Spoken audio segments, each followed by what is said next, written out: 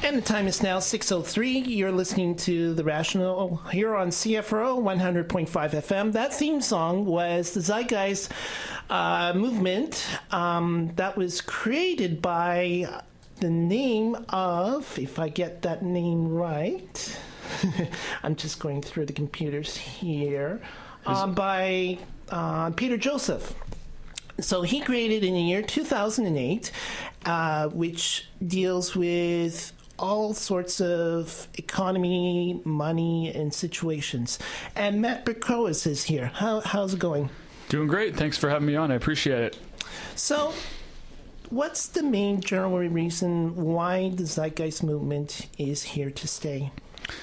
Well, I guess for the listeners who aren't aware, let's just give a brief historical recap of how the Zeitgeist Movement has got to where it is today. Mm-hmm. The Zeitgeist film series is a trilogy, the first film of which was released online on the internet in 2007 and became the most watched documentary film in internet history with well over 100 million views in the first year. Mm-hmm. It dealt with many topics surrounding the idea of social myth, looking at religion, the banking system, the history of war, the monetary system, and whatnot. But it didn't really deal with any possible solutions, nor did it really deal with the root cause of many of these problems. So was it just presenting the situation? Exactly, yeah. Okay. It was more of a cathartic piece for the filmmaker.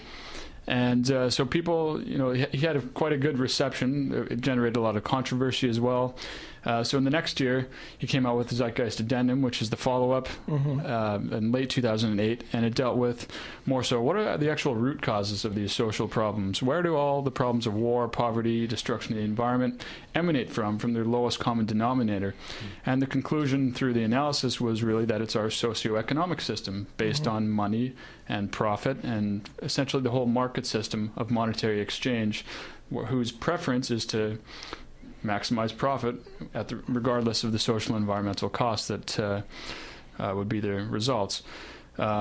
So from that movie, the Zeitgeist Movement originated basically through as an inspiration from this Zeitgeist Addendum movie. So the films are distinct from the movement. The movement specifically deals with understanding the root causes of social problems and the possible solution. And I can get into that more as we go along. But then also the third film, Zeitgeist Moving Forward, was released in 2011, which just sort of expanded on these ideas and solidified the train of thought that the movement tries to put forward. Now, you represent Vancouver chapter in the Canadian perspective. Tell us about what's happening in a Canadian perspective on the Zeitgeist. Well, the Zeitgeist Movement globally has chapters all over the world. The Vancouver chapter is simply one of them, and I'm one of the coordinators for the local chapter here. So the movement now is about 5 years old. In March 2014, we'll be having our annual Zeitgeist Day event, which is our main informational day, where which is known as Z-Day? Z-Day, yeah, or Zeitgeist Day. And there's these events all over the world. So the Vancouver chapter just works diligently on a monthly basis doing community activism, which basically just involves educational events, trying to get these ideas out to the public, answer questions, bring in like-minded speakers and organizations to try to bridge the gaps, and just get this new understanding of a new way of looking at how society can be operated. So for listeners who aren't aware at all of this and might want to see the films, are they available online? Yeah, all three are available online for free. You can get them off zeitgeistmovie.com. You can get them all on YouTube for free. They're also on Netflix and pretty much everywhere if you just Google the name. I'm a really bad speller. How do you spell Zeitgeist? Zeitgeist is Zeitgeist. And so there's the movie series, and then there's the movement. And you can go to www.thezeitgeistmovement.com. Now, Peter Joseph has now created another TV series. It's called Culture in Decline. Can you explain about this new TV show series that is online? Well, sure. That's Peter's personal sort of a black comedic satire film where he deals in 30-minute segments a different topic that just sort of in a more lighthearted way tries to get across some of these same understandings that the Zeitgeist Movement advocates. And you can also get all those episodes on online for free. cultureindecline.com, I believe it is. Right. Now, we had an election from last couple of years ago, or maybe a year ago, the provincial election, and Christy Clark had promised a situation where she wanted a debt-free province. I have a bad feeling that she's not going to do with that sort of thing, because all the debts are going to be paid again towards it. It's also a mathematical impossibility in the current system we live in, which is based off of debt. Anytime a loan is created, a bank is creating that money essentially out of thin air and then charging interest on the money that doesn't exist outright. So anytime a politician or an economist talks about growth and desired growth, they're literally talking about more money that's going to be created in the system that is going to be even more difficult to be paid back. So having a sort of debt jubilee is a nice idea, but the whole system is based off of debt expansion. So it can't last long term in our growth economy. And this is one of the things that the Zeitgeist Movement discusses, is today we live in a system that's essentially based on infinite growth, meaning the need to constantly expand our economy through the more and more consumption of the Earth's resources. But of course, we live on a finite planet. So how can we live in an infinite growth system on a finite planet? It's total ecocidal insanity, really. So one of the main train of thought that the Zeitgeist Movement puts forward is that with our scientific and technological understandings today, we can easily meet everyone's basic human needs on the entire planet, from food cultivation to energy generation to transportation systems. And this, one thing that needs to be understood is the market system, the monetary system, was created in periods of great scarcity, hundreds of years ago, when scarcity was a reality. We didn't have enough to go around. People specialized in their respective fields, and they had to exchange whatever they created. You give me something that you're specializing in, and vice versa. With our technology today, in the technological era, it's becoming more and more apparent that we can create an abundance, meaning we can easily surpass the needs of the entire global human population with our technology. Very easily, in fact. A World Health Organization study in the 80s suggested that we could feed the entire world 12 times over just with current energy or food production potentials. And that was in the 80s. Today it's a lot more. So there's this capacity for abundance that's not being recognized or not being able to be harnessed within the market system because it prefers scarcity, it prefers the deliberate consumption and acceleration of the Earth's resources, when, of course, to live in a stable society, we need to try to be as sustainable and efficient with our resources as possible. So I know that's a long tangent, but it sort of introduces some of the trains of thought, the concepts that the Zeitgeist Movement tries to get out there. So to answer your question in a roundabout way, that would be nice to have a debt jubilee in a sort of transition scenario to this new economic system. But if you just do that within our current economic system, the debt's just going to keep piling back up. Can you just backtrack a little bit and talk about this idea of money being created just from thin air? I mean, just take us back to that again and explain to us really, where does this money come from? Sure. It works in a very similar way in most countries around the world, which all have central banks. That, if a government needs some money, it goes to the central bank to borrow it. The central bank loans it to them, basically by creating it out of nothing and charging the government interest to pay it back. So it's some sort of exchange. Well, sort of an exchange, except the central bank's creating it out of nothing just by computer strokes on a key, on a screen. Right.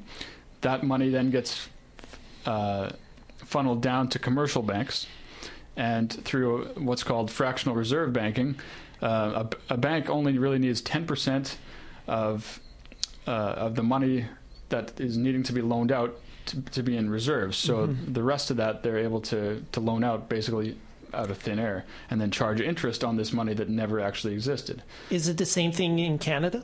Yeah, it works essentially the same way, although the Bank of Canada doesn't operate exactly the same as the Federal Reserve, in the sense that Bank of Canada is more like a nationalized institution, but the Federal Reserve is pretty much completely private. An international bank, in a way. Yes, exactly. That's another issue. But anyway, the Zeitgeist Movement, Zeitgeist Addendum talked about this a lot, fractional reserve banking. What the Zeitgeist Movement looks at more so is just the concept of money itself. I mean, even if we were to reform the monetary system, there are still attributes structurally and psychologically in the market system, such as differential advantage, the need for constant consumption and growth, that would make the whole system unsustainable anyway. So even if you reform the banking system, and like getting rid of fractional reserve banking or going back to a gold standard and whatnot, these might ease certain debt pressures and everything, but it doesn't get rid of the actual underlying problem of the monetary system's preference to create scarcity and all the other problems that we see today, income inequality and destruction of the environment and so forth. Matt, is this a global phenomenon with all countries involved, or are there countries that are operating slightly differently? Are you talking about the movement? Well, I'm talking about money and the reserves and so on. I mean, am I wrong to think that Iran has a slightly different take on the situation, and this is part of the tension that we are seeing with Iran, that it's not just about oil, that it's about money as well in terms of the euro or the dollar or you know, whichever other currency. Yeah, I mean, global politics and global economic turmoil is all essentially based off of either some sort of resource grab, some sort of geopolitical realignment. It's all 100% economic, right? And obviously there's religious overtones that are used to justify many of these conflicts. In terms of central banking, I mean, I think almost every country in the world has a central bank. I believe there's a couple of exceptions. But I mean, the fractional reserve system essentially works in pretty much every country around the world. Right. Again, with a few minor exceptions. But the West essentially works the same way. Okay. So going forward now, I mean, with all this information that is being received from people, what do you suggest? What are the ways forward? I mean, what can ordinary people do other than just inform themselves? That's the first step. I mean, what else can ordinary people do? The main thing that we're trying to put out is an educational imperative. So what is possible if we apply our scientific and technical capabilities? So what is possible in the world today? And we realize, again, that it's really this false left-right paradigm that we need to break free of. What we're advocating has nothing to do with communism, socialism, capitalism, but it's simply based on what could be summarized as the application of the scientific method for social concern. And we give the economic model that we advocate a term like the natural law or resource-based economy, which is essentially using the science for social concern, where resources are the starting point for social activity rather than monetary exchange. So to get into what people can do, first you need to understand where we need to go and what our possibilities are, which is why the whole movement exists in 70 or 80 countries, I'm not sure what it is right now, around the world in hundreds of different cities, trying to get these ideas out there. And we engage in community-based activism all the time to get these words out, you know, cooperating with other organizations. And that's really all I can say until people are familiar with where we need to go. Is I check out the zeitgeistmovement.com. I check out the film series and try to understand some of the concepts that we're putting out there. We can talk about transition possibilities, but until you understand where we need to go, talking about how we need to get there is kind of jumping the gun. Okay. Now, we got a lot of sales that are coming up, the Christmas sales that are in the market system, trying to sell really cheap gadgets and stuff like that. How does it affect on the Christmas front now that the Christmas season's here, and how does it affect on people? Well, this is really the value system disorder that's inherent in the market system. The market system requires a set of values for it to be for it to be perpetuated. It tries to instill values of consumerism and materialism into all of us, such that we define our identities through consumption and the material goods that we hold. So this is just really an outgrowth of the market system's consumption basis in all of our society. So the fact that you see advertising and marketing all around us shouldn't be a surprise, given the inherent structure of the system that we live in. And I think it's something like the average person today sees as many advertisements in a day as they did in a year 60 years ago. I can't remember the exact figure, but it's something along those lines. Now, for some people that do think of Christmas, they think of religion and more like the fact that Christmas, that Jesus Christ was born. But there are many other beliefs about religion, not just Jesus Christ. There'd probably be some sort of the Jewish situation with Hanukkah, for that matter, and the other culture that do celebrate this main December event. Most people would say, well, do we really want to have a main Christmas event? I mean, where other people celebrate Hanukkah and other events that are happening around the world. I'm not sure exactly what your question is. Okay, I'll make this clear. The question is that is there a way that we can celebrate just one? I would say, I don't know, one nation for that matter. Well, I believe they try to they've tried to shift it away from Merry Christmas to Happy Holidays, yes, just to try to include more people.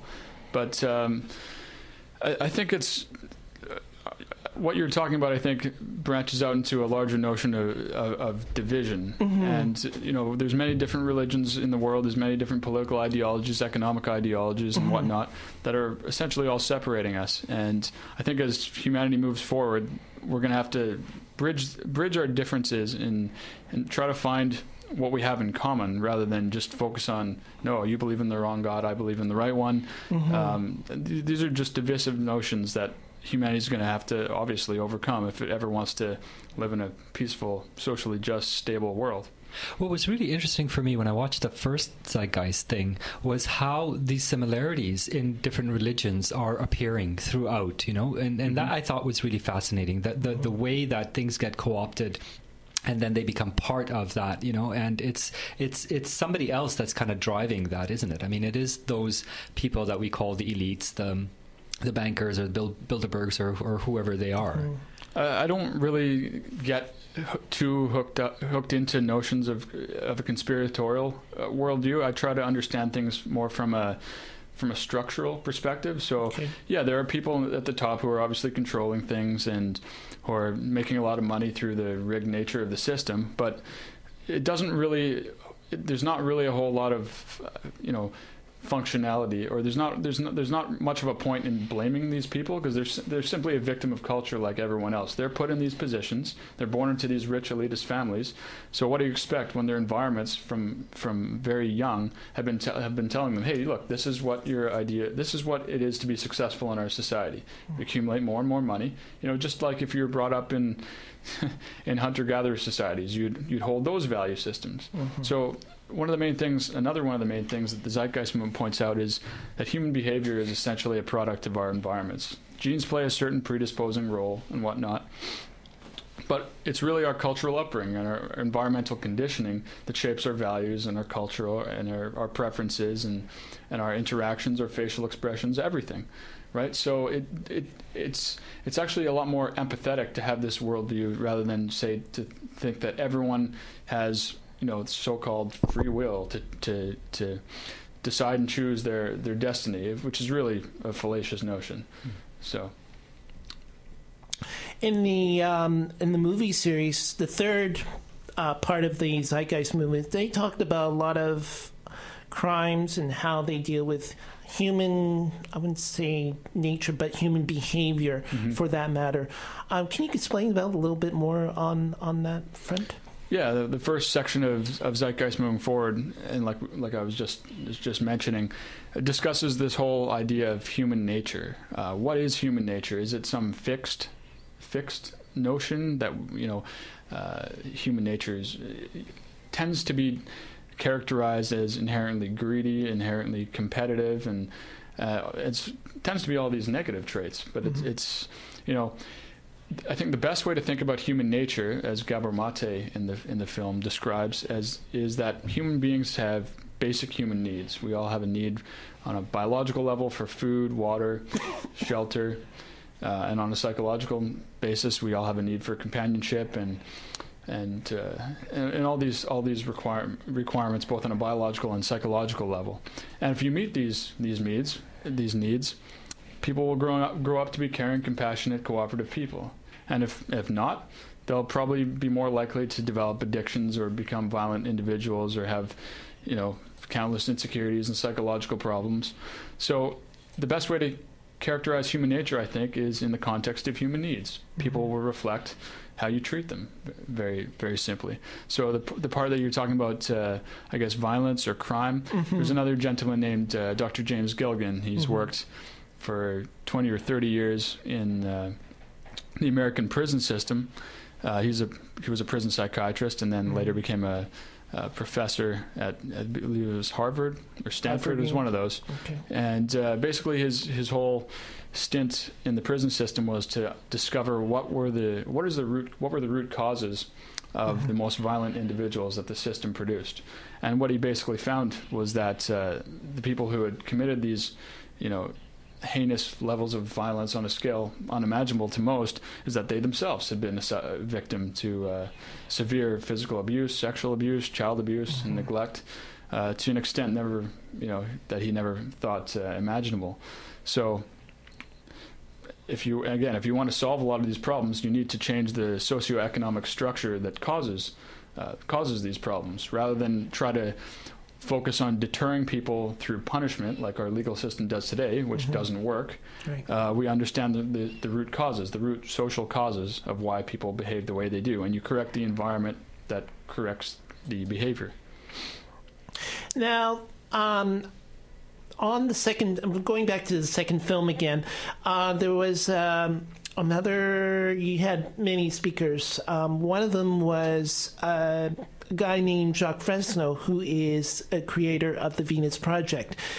He's saying that all laws should disappear, all money will be disappeared if the Venus Project is created. The Venus Project is an organization started by the self-educated structure engineer and the futurist of Jacques Fresno, who is now 97 years old now. So it's amazing how older people can create projects like the Venus Project. Yeah, Jacques Fresco, the founder of the Venus Project, he was featured in Zeitgeist Addendum and Zeitgeist Moving Forward, and the ideas that we put forth are largely derived from the Venus Project's work. Now, I think when he's talking about all laws disappearing, he's talking more so as a goal. So the goal in our society should be to eliminate as many laws as possible, because laws are really, every time you make a law, it's really an admission that the social infrastructure is insufficient. And what I mean by that is, why would you need to pass a law to to not jaywalk? Well, right. The infrastructure isn't such that people can get to where they need any other way. So if you create a road infrastructure that people can get wherever they want in a quick amount of time, you don't need to pass these laws. And it's the same with violent behavior. I mean, if you give everything, it's like if you give everyone access to what they need, basic human needs, food, water, all this stuff, you get rid of the basis for stealing. Stealing, in fact, doesn't even make any sense. Well, okay.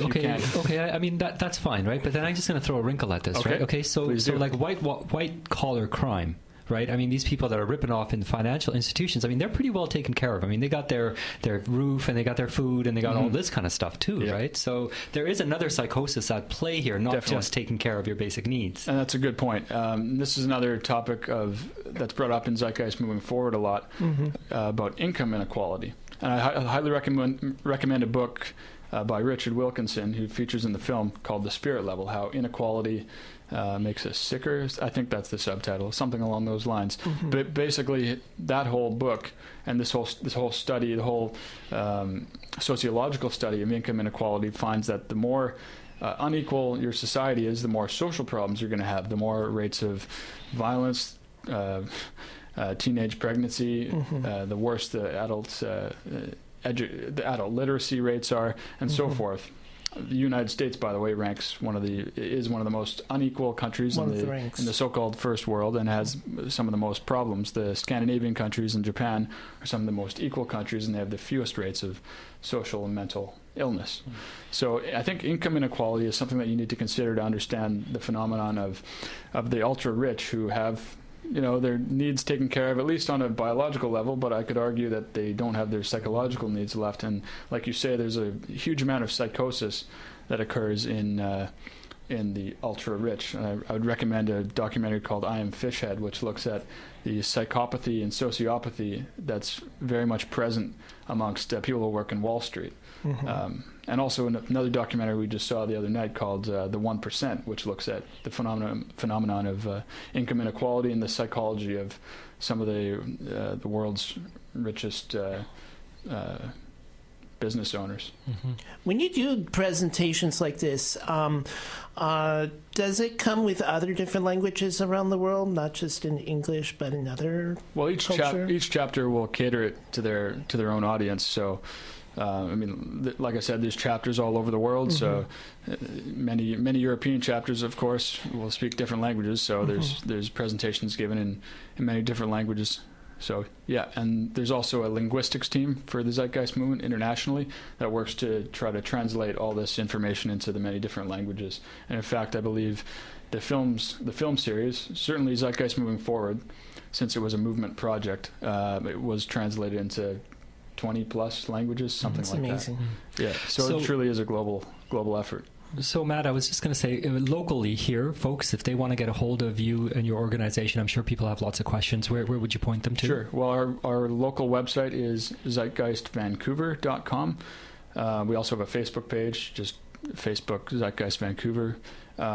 We also set up at the Vancouver Art Gallery on a pretty much monthly basis on Saturdays to engage the public, give out DVDs, answer questions. And what give time out material. On Saturdays? It's usually from about noon till about 5 p.m. or so, or until the sun sets in these cold months here. Okay, so if folks want to come out to the art gallery on Saturdays? Yeah, we post it on Facebook just to confirm that we are, because it can get rained out. Mm-hmm. But you can always reach us at our website or through the Facebook page. There's a contact button there.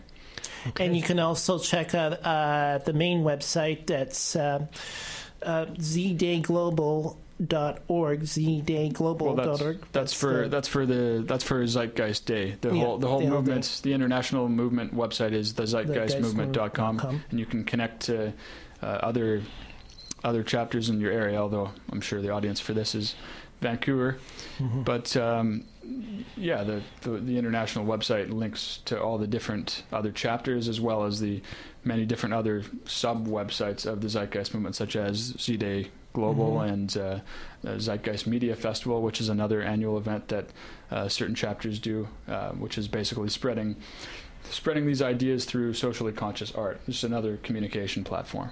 Okay.